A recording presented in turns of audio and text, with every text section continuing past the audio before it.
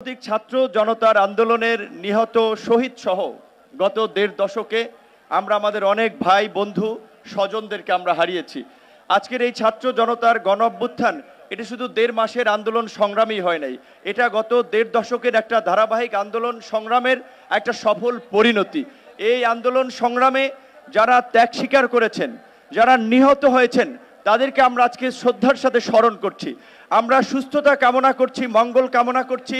যারা আজকে আহত হয়ে পঙ্গু হয়ে এখনো শারীরিক কষ্টের সাথে দিন যাপন করছেন, এই সরকারের প্রতি আজকের এই দিনে আমাদের প্রত্যাশা থাকবে যে এই গণতান্ত্রিক আকাঙ্ক্ষার জায়গা থেকে এই মানুষগুলো জীবন দিয়েছে, প্রাণ দিয়েছে, একটা অবাধ সুষ্ঠু নিরপেক্ষ নির্বাচনের মাধ্যমে জনপ্রতিনিধিদের কাছে ক্ষমতা হস্তান্তর করে জনগণের গণতান্ত্রিক বাংলাদেশ বিনির্মাণে তারা কাজ করে যাবে। আজকের রাষ্ট্র সংস্কার সকল রাজনৈতিক দল, নাগরিক সমাজ, সুশীল সমাজ সবাই বলছে এই রাষ্ট্র সংস্কারের জন্য কিন্তু আমরা গত এক বছর আগে 42টি রাজনৈতিক দল একমত হয়ে রাষ্ট্র সংস্কারের রূপরেখা হিসেবে আমরা 31 দফা কর্মসূচি দিয়েছি।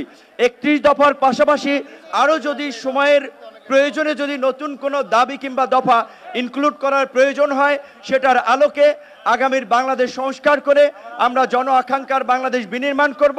আমার সর্বশেষ কথা হচ্ছে এটাই যে আসলে আমরা কিন্তু যারা এই আন্দোলন সংগ্রামে ত্যাগ স্বীকার করে শহীদ পরিবার, তাদের কথা কিন্তু আমরা ভুলে যাই। আজকের এই শহীদদের কথা যদি আমরা ভুলে যাই, আবার কিন্তু আমরা একটা ইতিহাসে আমরা কাঠগড়ায় দাঁড়াবো, আমরা একটা সংকটে পড়ব। তাই আমার বিনীত অনুরোধ থাকবে সকল রাজনৈতিক দলের প্রতি, বিশেষ করে সরকারের পক্ষ থেকে জুলাই ফাউন্ডেশন করা হয়েছে, পাশাপাশি রাজনৈতিক দলেরও যে দায়বদ্ধতা রয়েছে, প্রতিটি আহত নিহত নেতাকর্মী শুধুমাত্র জুলাই অগস্টে না, গত দেড় দশকের আন্দোলন সংগ্রামে যারা প্রাণ দিয়েছে, ত্যাগ স্বীকার করেছে, আহত হয়েছে, তাদের প্রত্যেককে যথাযথ ক্ষতিপূরণ এবং খোঁজ খবর আমাদেরকে রাখতে হবে। যেহেতু বৈরী আবহাওয়া, আমি আমার বক্তব্য সংক্ষেপ করছি। আল্লাহ হাফেজ।